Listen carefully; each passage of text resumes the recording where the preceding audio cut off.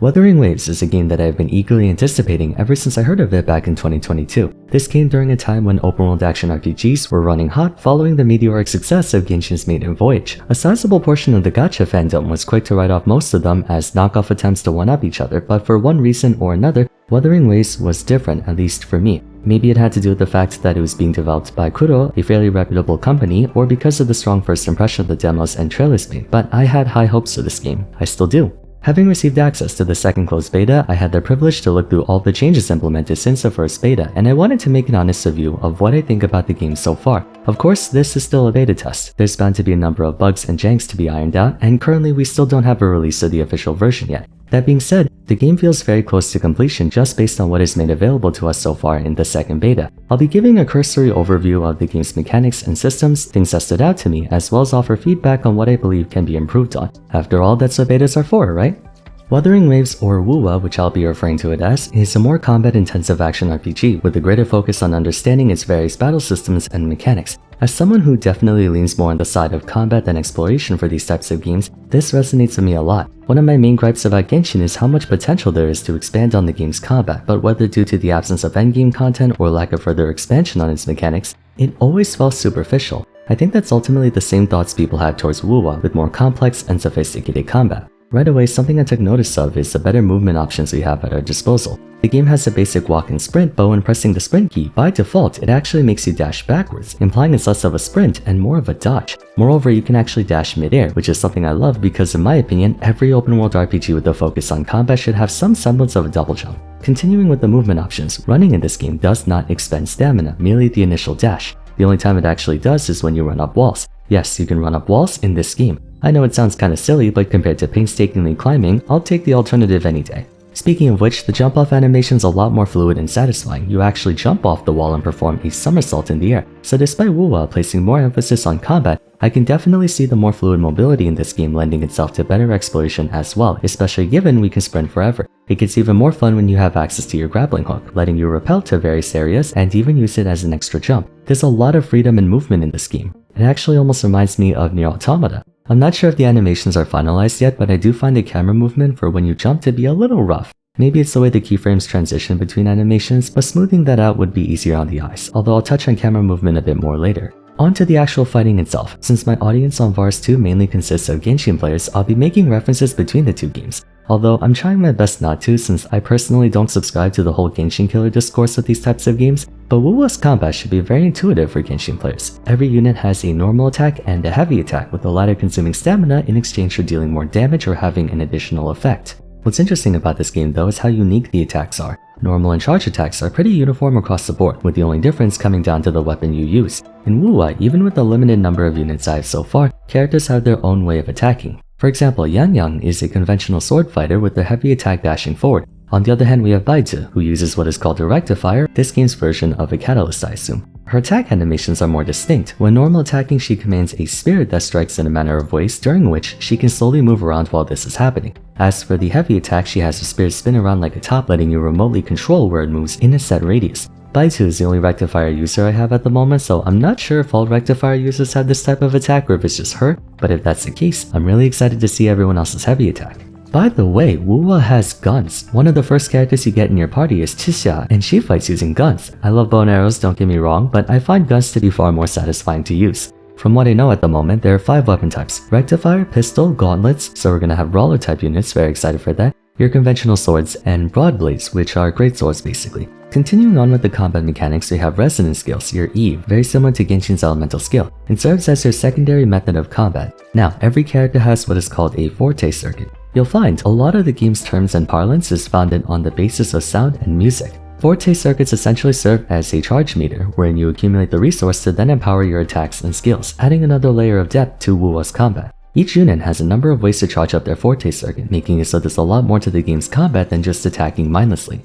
The main finishing move is called Resonance Liberation, Wuwa's equivalent of an elemental burst or ultimate. It behaves identically otherwise, designed to come with a special effect or property based on the character. Yang deals damage, Baizu is a heal and echo summon, Chisha is a burst of damage, stuff like that. Anyone who's played Genshin Impact can easily digest Wuwa's combat. They just have to become familiar with the Forte circuit mechanic. One last aspect of the game's combat is the intro skill, a small feature but one that I'm extremely appreciative of. While attacking in battle, you'll notice your teammates' icons glow, indicating their intro skills available to use. When swapping to them, not only do they briefly show on screen alongside your active character, but they unleash a quick strike as they enter and your current unit rotates out. The existing unit also performs an outro skill, incentivizing you to swap between characters as much as possible to get as many intro-outro skills as you can. Most intro skills are attacks, while outro skills can range from attacks to supportive elements, such as regenerating energy or debuffing enemies. Tandem attacks are a common sight in tag battle systems, and it's incredibly satisfying in this game. It feels a lot more grounded too, especially being able to see two of your units on the field briefly at the same time instead of switching to another without any special flourish or entrance. Something else I really enjoy about Wuwa's combat is how dynamic it feels. The way the camera moves as you fight, how it tenses up and relaxes, the ability to lock onto a specific enemy, and have it so your character can strafe left or right, back and forth, it really highlights and accentuates the intensity of a fight,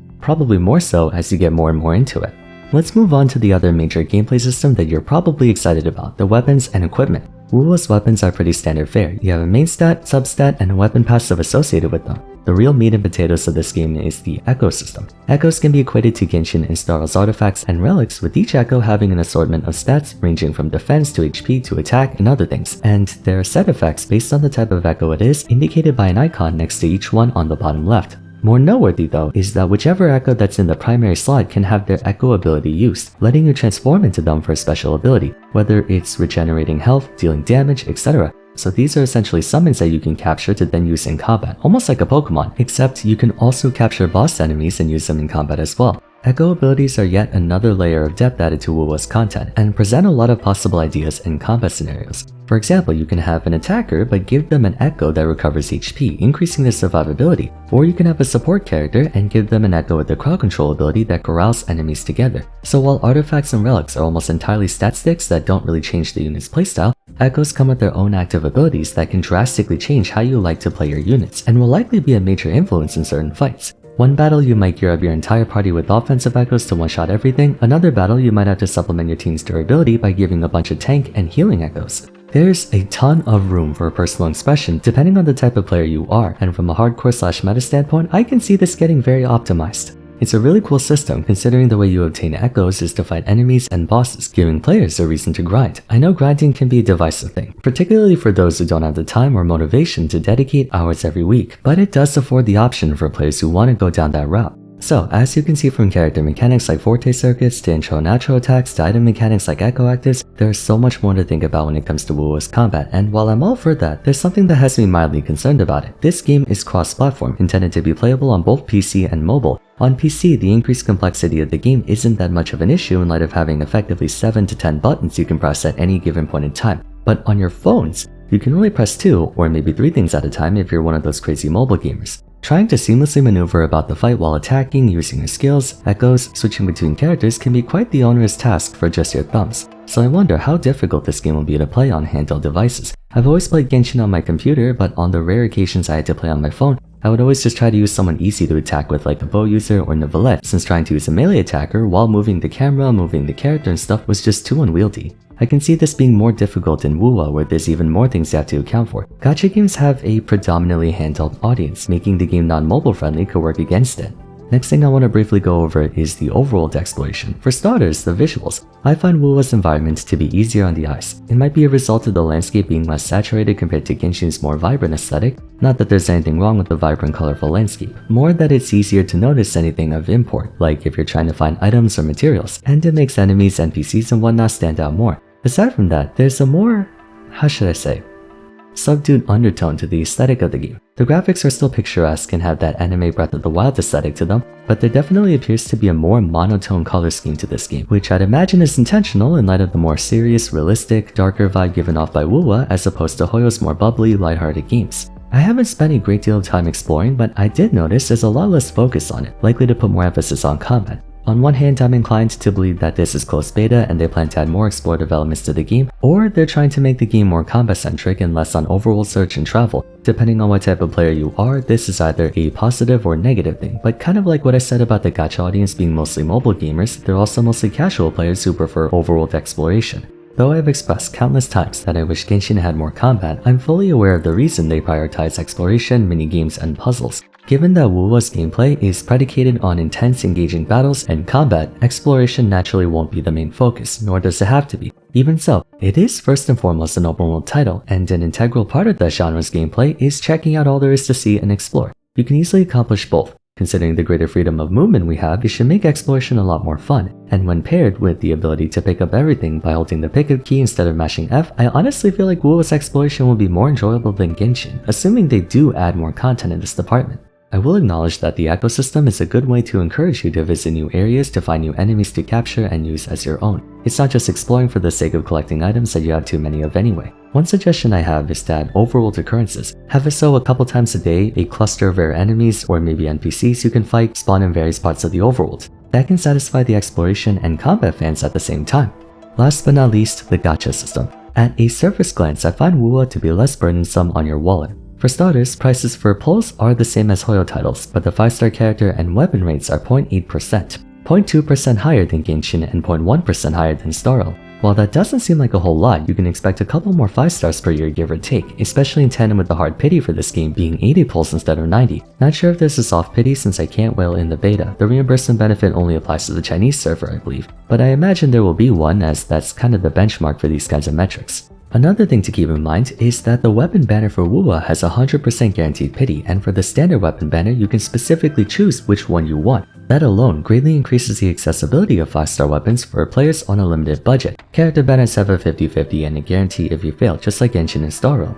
Now, rates only tell one side of the story. You can have extremely generous gacha rates but give absolutely no free currency, and vice versa. You can give players thousands of free pulls but have abysmal rates. There's also the question of whether or not 5-star characters and weapons are necessary to complete the game's content and how many you'll need. Wuwa's difficulty will likely be higher on account of it being more combat-centric, which may imply you're expected to have more 5 stars. I hope that's not the case as I want the game to not be a whale trap. Fortunately, however, I did notice that overworld chests give a fair amount of currency, so at least until we exhaust all of the game's content, pulls in this game appear to be more available. Again, we'll have to wait until live release to see how generous Kuro is with free pulls. That being said, Punishing Grey Raven, their other flagship title, has a history of giving 5-star selectors, and I assume they'll do the same here for celebratory occasions. Apart from that, I think we should avoid making final judgments on the gacha system until we have the empirical data from live release. All in all, I feel cautiously optimistic about Wuthering Waves. It is a very strong premise and a good foundation for being an extremely successful game, but there's still a fair bit of work that needs to be done, and I'm not just talking about bug fixes and polishing clunky animations.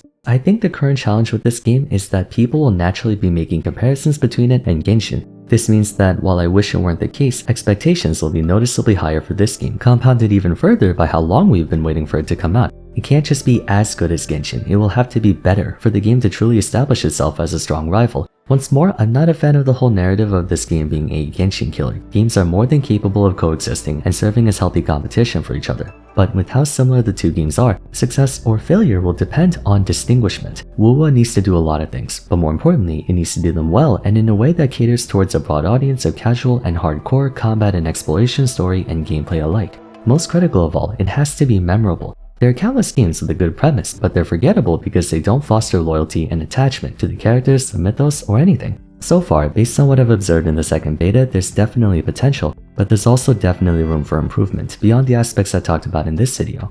Anyways, that will conclude my first impressions. What do you guys think about Wuthering Waves? Do you feel like it's a game you're willing to try out, or is it not that appealing to you? Let me know in the comments down below. I plan to make more content on the game during the closed beta, and of course when it officially comes out. So for the time being, if you enjoyed the video, I'd appreciate it if you could leave a like and subscribe. Don't forget to follow me on Twitter @Vars and join my Discord server, and stay tuned for future Wuthering Waves content as usual. But till next time, thanks so much for watching, and I look forward to seeing you again soon. Take care.